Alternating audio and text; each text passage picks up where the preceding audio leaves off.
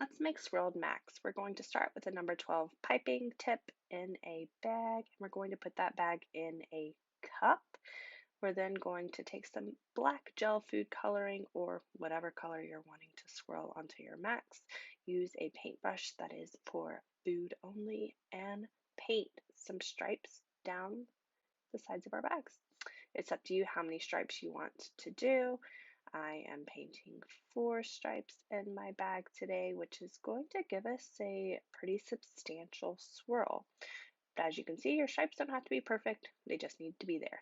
You're then going to take your macaron batter, it can be any color, I'm using white, and put it in a bag. You can see mine there, and then pipe. When you're piping your macarons, you're going to gently squeeze and then swirl on the top of the macaron, and it will leave a perfect swirl.